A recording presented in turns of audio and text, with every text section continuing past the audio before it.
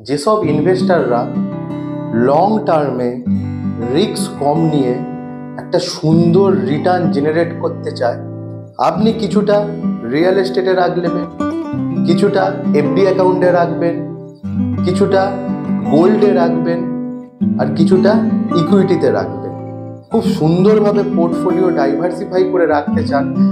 এবার এই ইকুইটিতে প্রায় 5,000 কোম্পানি আছে, মানে 5,000 কোম্পানি আমাদের ভারতীয় স্টক মার্কেটে লিস্টেড আছে। আপনি কোনটা ছেড়ে কোনটা ধরবেন?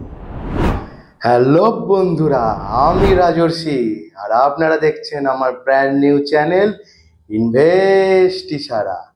আর আজকে কি নিয়ে আলোচনা করব? আজকে আলোচনা করব ইন্ডেক্স ফান্ড নিয়ে। হ্যাঁ, ইন্ডেক্স ফান্ড।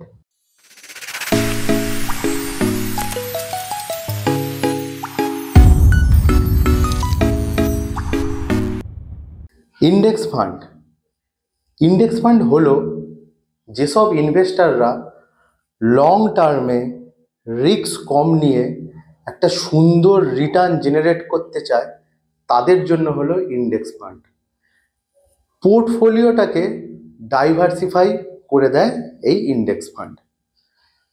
ডাইভার্সিফাই মানে কি বলতে চাইছি এখানে?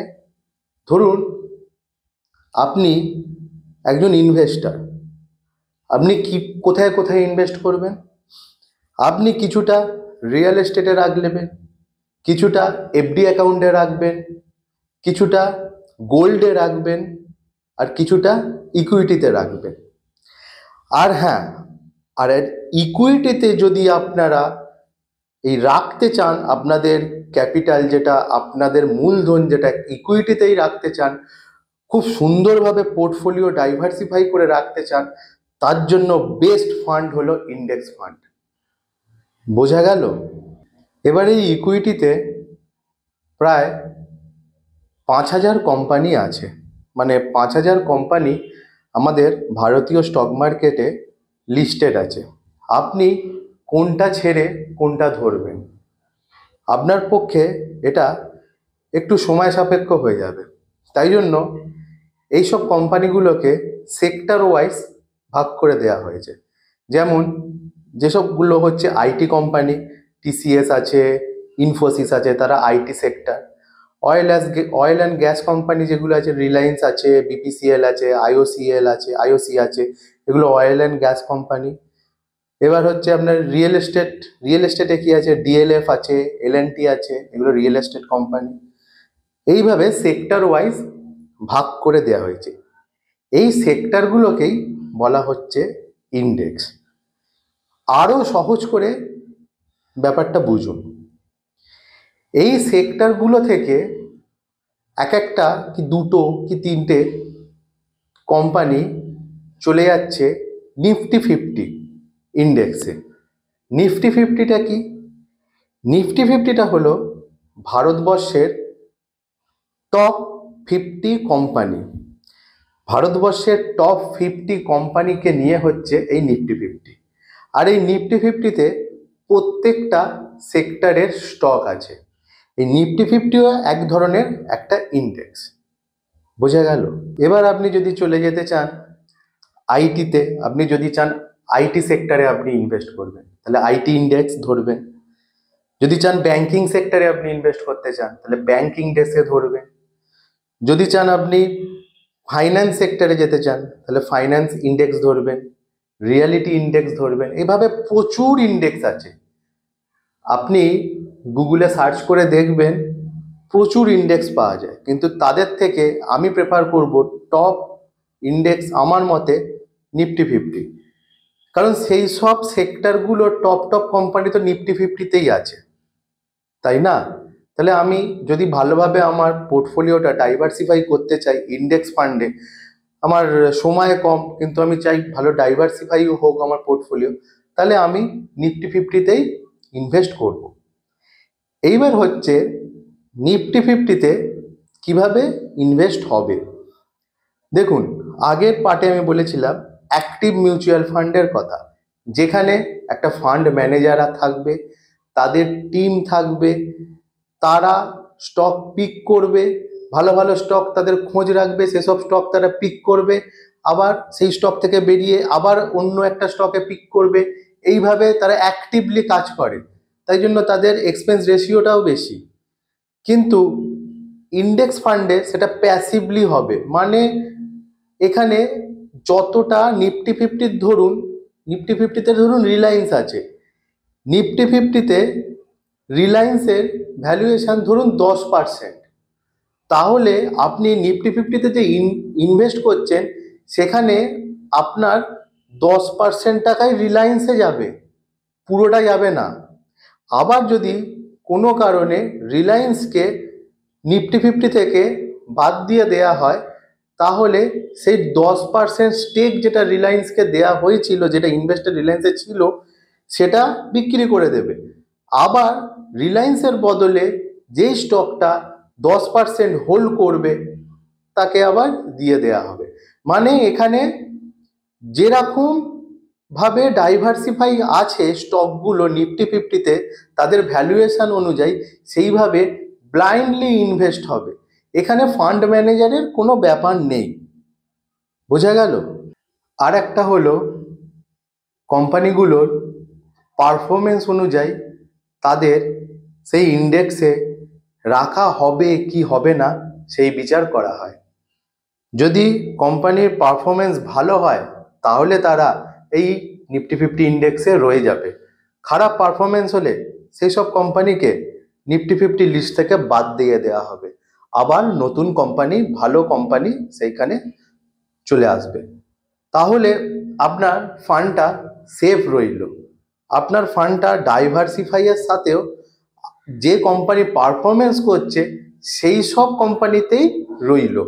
ফলে আপনারও চিন্তা নেই যে এই স্টকটা নেমে গেল, যা এটাকে বিক্রি করা হলো না, আপনার চিন্তা নেই, ওইটা অটোমেটিক হয়ে যাবে।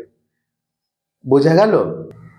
এই ইন্ডেক্স ফান্ডের আমি এতক্ষণ ধরে আপনাদের নিফটি ফিফটি সম্বন্ধেই বলে যাচ্ছি, কারণ নিফটি ফিফটিটা হচ্ছে বেস্ট, আমার মতে বেস্ট একটা ইন্ডেক্স মিউচুয়াল ফান্ড। এবার আসছি এর কিছু অসুবিধা, কিছু ত্রুটি তো থাকেই, সব জিনিস তো ভালো হবে না। এর প্রথম অসুবিধা কি, প্রথম ত্রুটি যেটা, দেখুন অন্যান্য মিউচুয়াল ফান্ড যে কোম্পানি আছে, তাদের ফান্ড হাউস আছে, তারা বছরে যে রিটার্নটা দেয় তাদের বেঞ্চমার্ক অনুযায়ী পরের বছর আরও বেশি রিটার্ন দেওয়ার তারা চেষ্টা করে, কারণ তাদের ফান্ড হাউসের ওপর প্রেশার থাকে। যে বছর 15% রিটার্ন দিয়েছে তার পরের বছর 16% রিটার্ন দেওয়ার চেষ্টা করে, কারণ তাদের প্রেশার থাকে, তাদের স্টক পিকিং ক্যাপাবিলিটিটা বেশি হয়। তাহলে কোম্পানি যদি তাদের প্রেশার না দেয়, আবার কোম্পানির কাছেও কাস্টমার আসবে না। ফলে এইসব যারা অ্যাক্টিভ মিউচুয়াল ফান্ড তারা খুব প্রেশারে থাকে এবং তাদের সিএজিআর এর তুলনায় পরের বছর আরও একটু বেশি রিটার্ন জেনারেট করতে তারা চায়।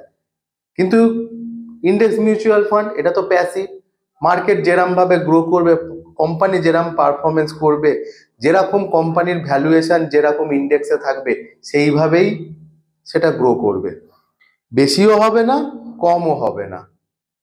এটা গেল 1 নম্বর। 2 নম্বর হলো শর্ট টার্মের ক্ষেত্রে ইন্ডেক্স মিউচুয়াল ফান্ডকে বরাবরই অ্যাক্টিভ মিউচুয়াল ফান্ড বিট করবে, বিশেষ করে বুল মার্কেটের সময়। বুল মার্কেটের সময় অ্যাক্টিভ মিউচুয়াল ফান্ডগুলোর গ্রোথ অনেক বেশি হয়, ইন্ডেক্স মিউচুয়াল ফান্ডের থেকে প্রায় 10%, 8% এরকম বেশি আপনি রিটার্নটা দেখতে পাবেন। এটা গেল 2 নম্বর। 3 নম্বর কি, 3 নম্বর, আপনি যদি লামসাম টাকা মার্কেটে আনেন তবে ইন্ডেক্স ফান্ডে না যাওয়াই ভালো। তখন মার্কেটটাকে রিসার্চ করে কোন মিউচুয়াল ফান্ডের গ্রোথ বেশি, কোনটা সিএজিআর বেশি, সেইখানে আপনি ফান্ডটাকে ইনভেস্ট করুন। কারণ ইন্ডেক্স ফান্ডে আপনি লামসাম ইনভেস্ট করলে আপনাকে পরবর্তীকালে মার্কেট পড়ে গেলে আবার অ্যাভারেজ করতে হবে, নইলে আপনার লামসাম অ্যামাউন্টটা অনেকটা কমে যাবে। ধরুন আপনি 5 লাখ টাকা নিয়ে লামসাম মানি নিয়ে এলেন, ইন্ডেক্স ফান্ডে বিনিয়োগ করলেন। হঠাৎ করে মার্কেট ওই দিন কি তার পরের দিন কি তার 1 মাসের মধ্যে 10% পড়ে গেল, 1 মাসে সেই ভ্যালুয়েশন থেকে 10% পড়ে গেল, তাহলে আপনার 5 লাখ টাকাটা হয়ে যাবে 4,50,000। তৎক্ষণাৎ আপনার লসটা সহ্য হবে না। তাই জন্য যদি লামসাম মানি আনেন তাহলে একটু মার্কেট রিসার্চ করে কোন মিউচুয়াল ফান্ডে আপনি সেই পয়সাটা বিনিয়োগ করবেন, কখন বিনিয়োগ করবেন সেটা দেখে শুনে করতে হবে।